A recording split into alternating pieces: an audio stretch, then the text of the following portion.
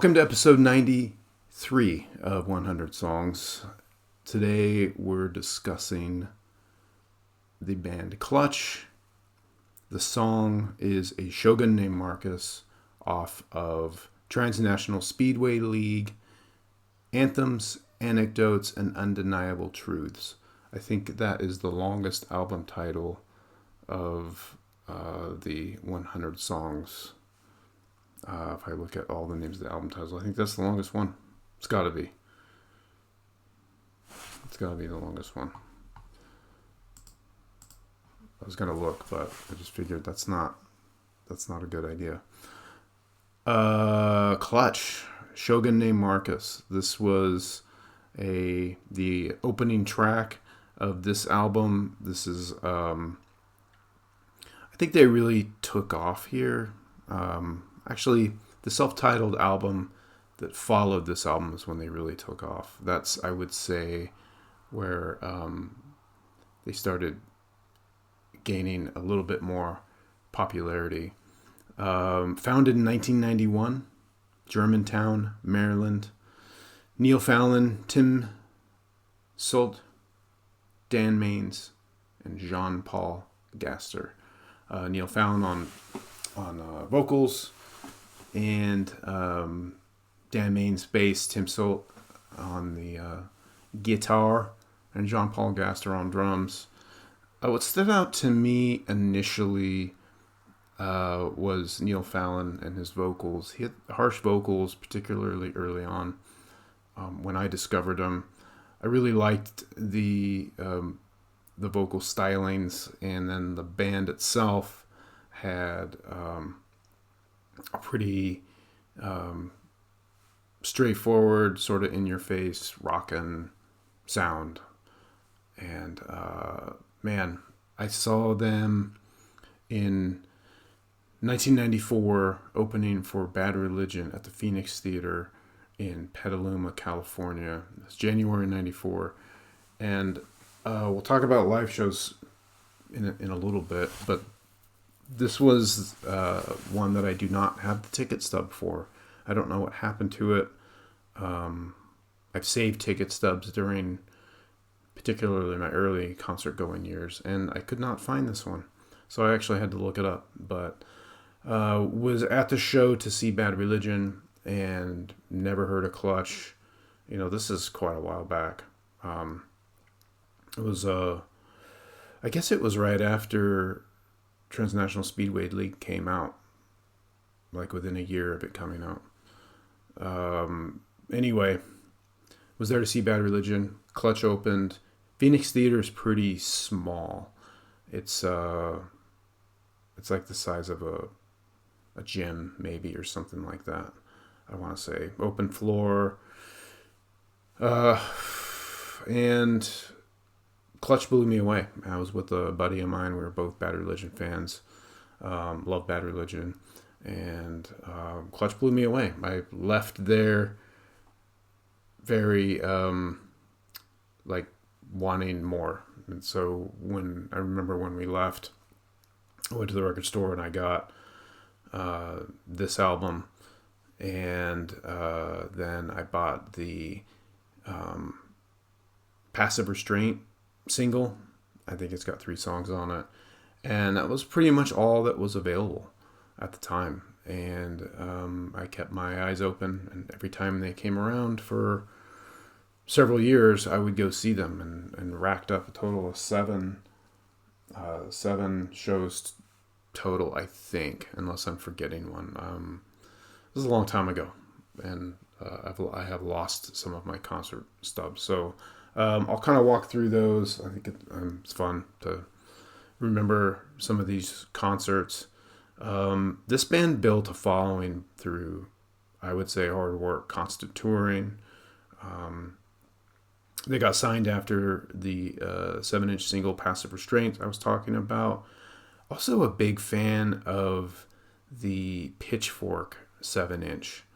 That had some really early rough recordings. Well, they sound rough by today's standards.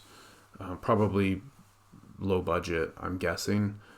But the songs on that Pitchfork I think it was actually called something else before it was Pitchfork. Because this is before, this is like old demos. I'm having trouble remembering what these songs have come out in multiple forms. But the super rough demo sounding songs, and I kind of like that about them. They very raw sounding, again, straightforward in your face. Those early singles were great. Transnational Speedway League kind of built off of that. It's a bit more refined, signed by a larger label, and this is kind of the beginning of their rise.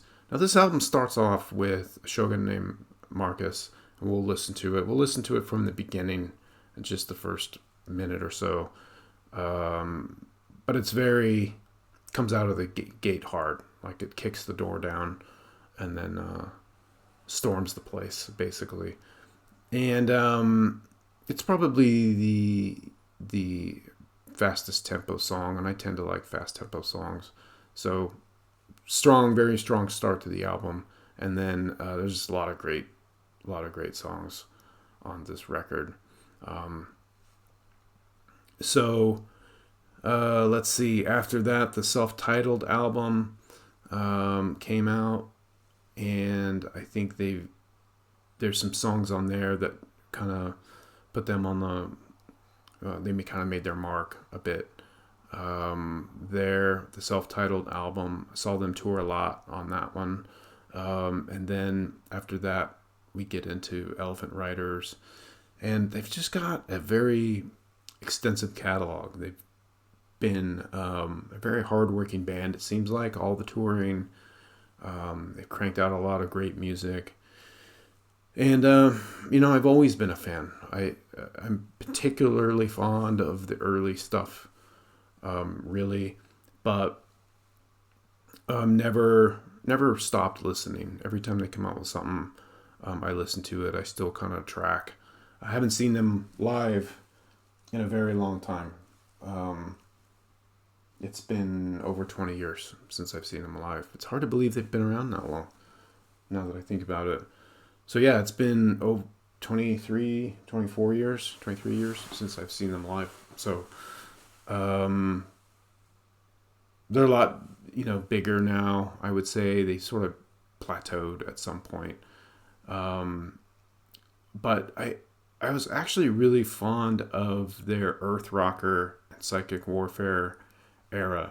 Those couple of albums, particularly Earth Rocker, that was great stuff. And so I think of their more modern albums, or, in the last 20 years, I would say Earth Rocker is my favorite of their more modern stuff. They did add a fifth member, Mark Schauer, I think that's how you say his name, for 2005's Robot Hive Exodus. So they added a fifth member to the band. Had not seen them live since that dude got added to the band. Otherwise, though, I think it's the original guys. I saw them very early on. One of the shows I went to, I got this lighter, which is pretty cool. This is from obviously the Pure Rock Fury days. And then it's a Jägermeister on the back, so it's branded by Jägermeister, or actually Jaeger Music. Jaegermusic.com. You think that domain still exists? I'm going to say it doesn't. I'm not saying it doesn't, but I'm going to check after this. I'm just now noticing that.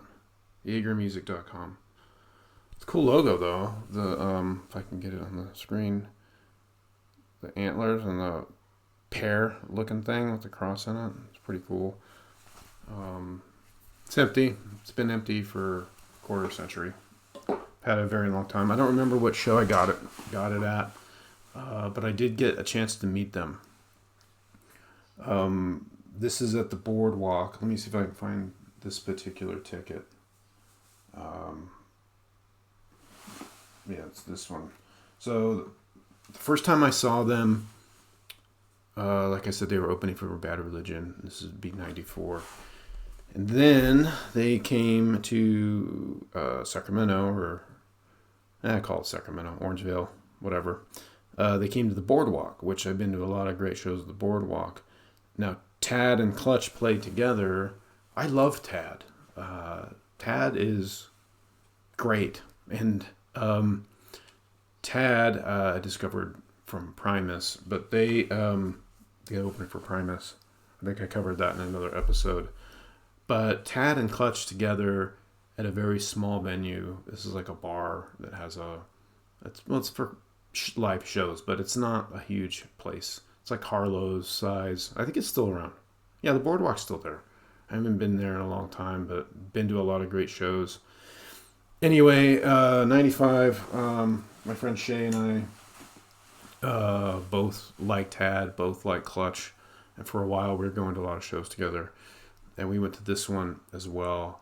And after the show was over, I remember buying a Budweiser, a bottle of Budweiser, and putting it on the stage next to the speaker for Neil Fallon. After the show was over, we kind of walked around the side of the venue, and their tour bus was over there. And we saw them, and they waved us over, and we ended up getting on the tour bus after the concert, and we sat in the back of the tour bus and talked to them for a while. Like, and they had this, like, the very, very back of the bus, they had this, like, seating area. It was like a couch or something, but it kind of wrapped around, and we just sat there with them and talked to them about whatever. Talked about the first time we saw them, and strange. It was very strange. I had never sat with a band like this for that, like that, and talked. I've met a lot of musicians after shows and talked to them a bunch of people that I idolize, but getting in a tour bus and hanging out, that kind of thing, is definitely unusual and very, very cool. So I love that story. It's it's a very fond memory. So along those lines, I also have I didn't bring it down here, but I have a beanie that I bought a long time ago that has the Clutch logo on it. It's a green beanie, and it's featured in pretty much every winter snow family photo I have, going all the way back, because that was the beanie that I've used for cold weather forever, up until like a year ago. I got a new beanie finally, but I still have my old Clutch one. It's in perfect shape. I should have brought it. So concert-wise, that Tad and Clutch show was amazing, and then the whole tour bus thing. And then they opened for Limp Bizkit, and they were sandwiched between Limp Bizkit and Seven Dust. And this was in 98. So this was 3 years after the bus Boardwalk story or concert. And then I saw them at Bojangles. Seen a lot of good bands there. Another good venue, bar, small, really small. That was in June of 98. I was actually living in Midtown Sacramento that year. Not that I wouldn't have gone if I didn't, but that was the year I lived down there. And then I saw them back to back. Let's see, which one was first? It doesn't matter, I guess. But it was, doesn't say anything. It was Seven Dust and then Clutch opening with Stuck Mojo and Ultra Spank. This is Harrison at First Street, San Francisco. The very next day, they played at a place called Club Extreme in Cameron Park, California. This is 1998, so another couple of shows in 98. I guess I saw them a few times that year. The Club Extreme one was interesting. Club Extreme only lasted a couple of years, maybe a year. Handful of concerts. It was kind of felt like it was in the middle of nowhere.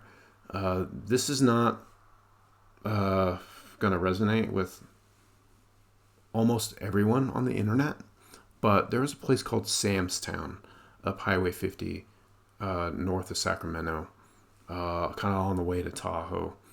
And the Sam's Town place had arcade games and it, like sawdust on the floors. It had it felt like an old west town. It had these building facades and very, very interesting place. When that went away and all these buildings were left, somebody opened up this Club Extreme for concerts. It didn't last very long. Today, if you go to that same address, what you'll find is a forklift grocery store, surrounded by a couple of other of your usual suburbia businesses. That grocery store is still there. That's what's there today. And whenever I wouldn't go there very much, I don't really shop there. We were like one town down from Cameron Park, where I live today. But I go there periodically, and I never go there without thinking about this Club Extreme and this Clutch show, and like wonder where it was relative to the muffins and the milk aisle and stuff like that. It's just such a strange relation, and even before that, it was Sam's Town, and I would go there when I was a kid, and it's like, well, where was the pinball machine in relation to the Clutch show, in relation to the canned green beans? And it's interesting. It's a trip. If you go there today, also, you'll see some of the old Sam's Town facades still there, Old West, particularly in the adjacent shopping center, I guess. So, really going on and on here about that, but it is interesting to me. So, I don't know if I doubt anyone remembers any of this. So, after that, back to the boardwalk, and they played with Corrosion of Conformity. This would be 2001, February 10th. Yeah, this would be my 4-year anniversary to the day of me working at Intel. And then the last one was the boardwalk again, 2001. And I don't know who opened for him on that one. Clutch. Let's listen to a bit of this song.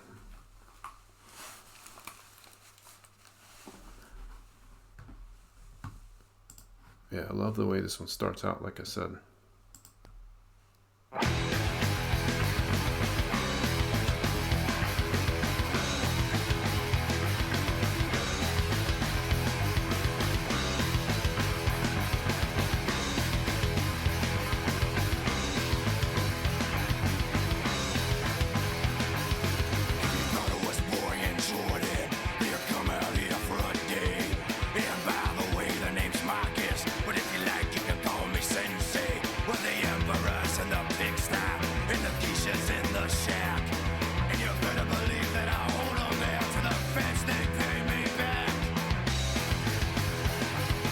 Hard rockin' song. It's fun for some reason. This band is kind of fun.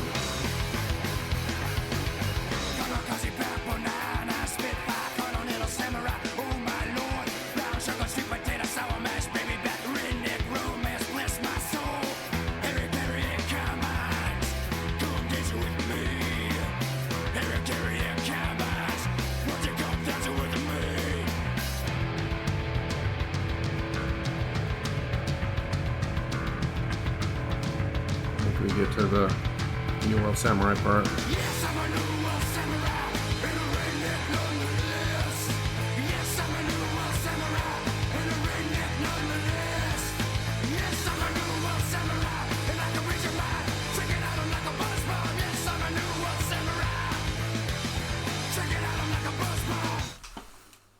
That was about half the song. It's a short song.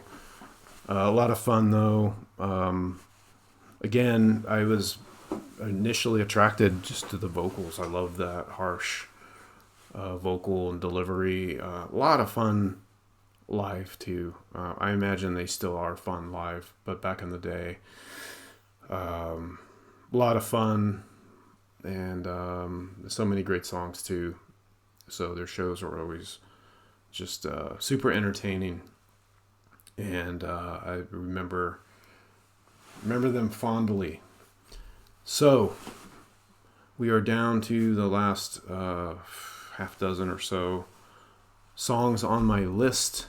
Let's see what is on deck.